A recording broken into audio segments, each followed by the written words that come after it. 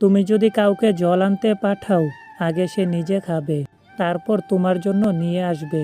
সবাই নিজের জন্য বাঁচে, পরে অন্যের কথা ভাবে। টাকাওয়ালা পরিবারের বউ হওয়াটা ভাগ্যের ব্যাপার নয়, একজন সৎ চরিত্রবান জীবনসঙ্গী পাওয়াটাই ভাগ্যের ব্যাপার। কেউ চুপ থাকা মানে এই নয় যে সে বলতে পারে না, কেউ হাত জোর করা মানে এই নয় যে সে হাত মুঠো করতে পারে না, কেউ শান্ত মানেই এই নয় যে সে ঝড় তুলতে পারে না। কারোর বাহ্যিক রূপ দেখে তাকে বিচার করো না, বাদ বাংলে শান্ত নদীও বন্যায় সব ভাসিয়ে দেয়। সম্পর্কগুলো শেষ হয়ে যা এই তিনটি শব্দে: জেদ, অভিমান, ইগো। চরিত্রহীন নারীরা যখন কোনো সুদর্শন পুরুষকে দেখে, তখন তার মায়াবী দুটো চোখ দিয়ে তাকে ঘুরে ঘুরে দেখে আর ঠোঁটে মিষ্টি মিষ্টি হাসি রাখে। মানুষের সবচেয়ে বড় শক্তি হলো তার ইচ্ছা শক্তি।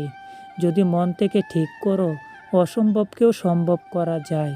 সাহস হারিয়ে ফেলো না কখনো, সাহসী মানুষ ইতিহাস গড়ে। বিশাল আকাশের উপরে যিনি থাকেন, উনি প্রতিটা হাসি আর প্রতিটা ফোঁটা চোখের পানির হিসাব রাখেন, যে হিসাবে কেউ ঠকে না। হাল ছাড়াটা সবচেয়ে সহজ কাজ, কিন্তু লড়ে যাওয়াই সফলতার চাবিকাঠি। আজকের ব্যর্থতা কালকের শিক্ষা, আর সেই শিক্ষা তোমাকে জয়ী করবে। জীবনে কখনো হাল ছেড়ো না। জীবনে আর যাই করুন, মূর্খের সাথে কখনো ঝগড়া করতে যাবেন না। জিততে তো পারবেন না, উল্টো আপনার নিজেরই সম্মানহানি হবে। স্বপ্ন শুধু চোখে দেখার জন্য নয়, স্বপ্ন হলো জেগে থেকে পূরণ করার শক্তি। যে মানুষ নিজের স্বপ্নের জন্য লড়াই করে, সে একদিন নিশ্চিত সফল হয়। স্বপ্নকে বাস্তব করার সাহস রাখো। যে মানুষ যত বেশি অন্যের দোষ ধরতে ব্যস্ত থাকে, সে তত বেশি নিজের দোষ দেখার প্রতি অন্ধ হয়।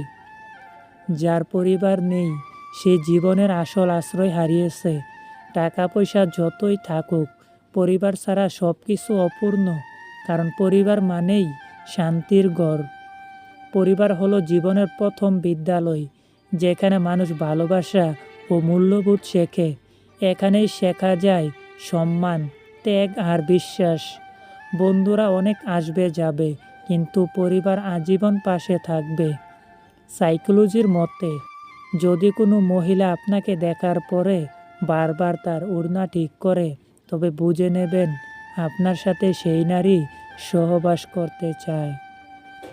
বুদ্ধিমান স্ত্রীরা যা করে, তার স্বামীর মুখে মুখে তর্ক করে না। হোক না যতই সুন্দরী, হোক না যতই শিক্ষিত, পুরুষ মানুষ মুখে মুখে তর্ক কখনো পছন্দ করে না।